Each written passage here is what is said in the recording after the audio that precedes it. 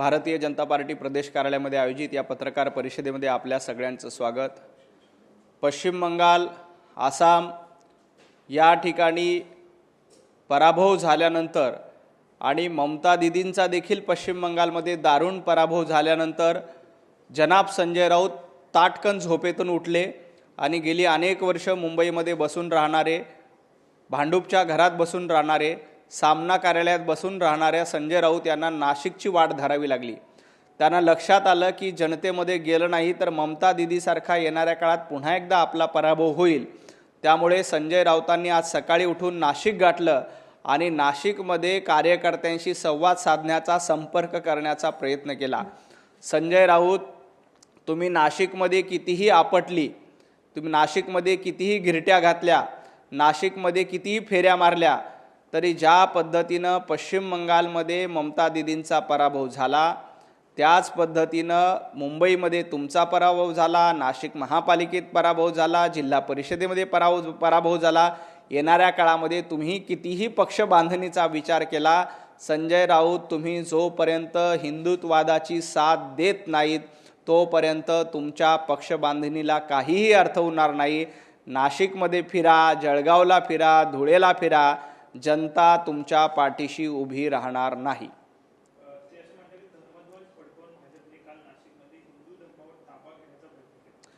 Bharatiya Janata party आणि राज्य सरकारच्या वतीनं काल कुंभमेळ्याच्या निमित्ताने धर्मध्वजाची प्रतिष्ठापना केली। धर्मध्वज फडकला। धर्मध्वज फडकल्यानंतर संजय राऊतांच्या मात्र पोटात दुखायला लागलं। याच ठिकाणी भगव्याऐवजी हिरवा ध्वज फडकला असता तर संजय राऊतांना आनंदाचं भरतं आलं असतं, आनंदाच्या उकळ्या आल्या असत्या। त्यांना इथे धर्मध्वज फडकला म्हणून पोटामध्ये दिसतंय। त्यांना इथे हिरवा झेंडा फडकला असता तर संजय राऊतांना प्रचंड आनंद झाला असता। त्यामुळं अशा पद्धतीनं हिंदुत्व सोडल्यामुळं, बाळासाहेब ठाकरे यांच्या विचारांना सोडल्यामुळं संजय राऊत आणि तुमच्या पक्षाची ही अवस्था झाली। नाशिकमध्ये कुंभमेळ्याच्या निमित्ताने धर्मध्वज फडकला। हा धर्मध्वज हिंदू धर्माचा आहे, हा धर्मध्वज सनातनाचा आहे, हा धर्मध्वज प्रत्येक त्या हिंदू नागरिकाचा आहे जो वर्षानुवर्ष आपली परंपरा, आपली संस्कृती जपतो। संजय राऊत, या धर्मध्वजाचं महत्त्व तुम्हाला कळणार नाही, कारण तुम्ही भगवा सोडून हिरवा हाती घेतलाय। तुम्हाला आता हिरवा फडकल्यानंतर आनंद होतोय।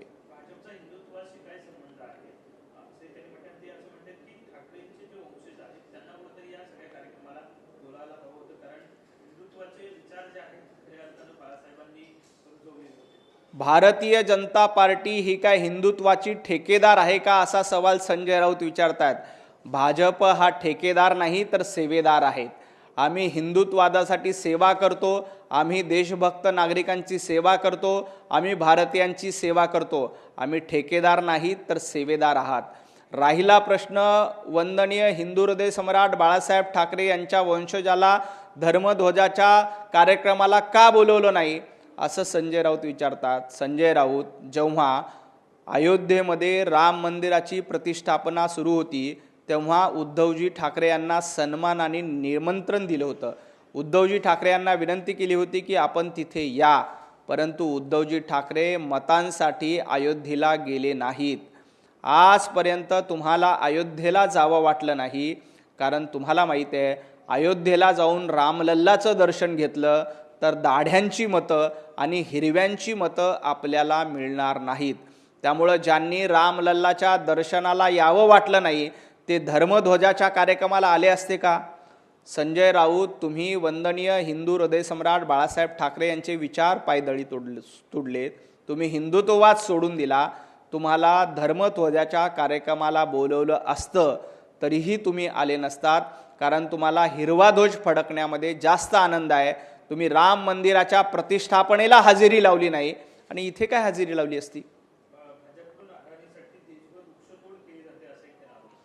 अदानी आणि अंबानींचं नाव घ्यायचं आणि त्यांच्या घरातल्या लग्नाला पायघड्या घालायच्या, त्यांच्या घरामध्ये असलेल्या लग्नाला जाऊन स्टेजवर जाऊन नाच करायचा, डान्स करायचा, हे जरा उद्धवजींना जाऊन सांगा। रोज पत्रकार परिषद घेऊन अदानीसाठी झाडं तोडतायत, अदानीसाठी जागा देतायत हे सांगण्याच्या आधी आपण अंबानींच्या लग्नामध्ये जाऊन कुणी डान्स केला होता?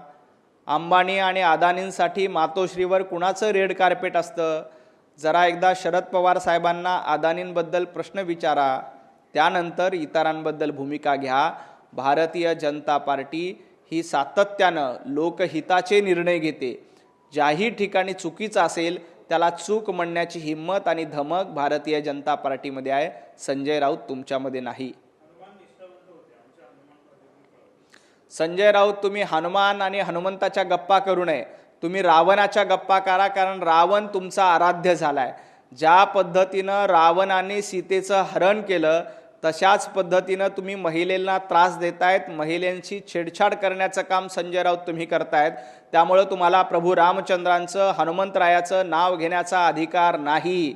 तुम्ही रावणाचे भक्त आहात. रावणाची निष्ठा कशी होती तशी तुमची निष्ठा आहे. रावण ज्या पद्धतीनं अराजकता पसरवण्याचं काम करत होता, अगदी त्याच पद्धतीनं उभाटा गट, संजय राऊत, उद्धवजी ठाकरे अहंकाराने ग्रस्त झालेले आहेत.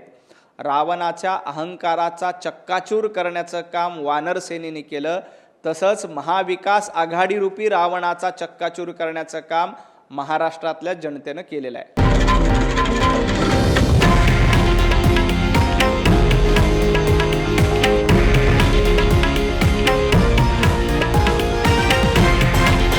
हे आहे देशातील नंबर 1 न्यूज नेटवर्क आणि आपण पाहत आहात TV9 मराठी, एकमेव.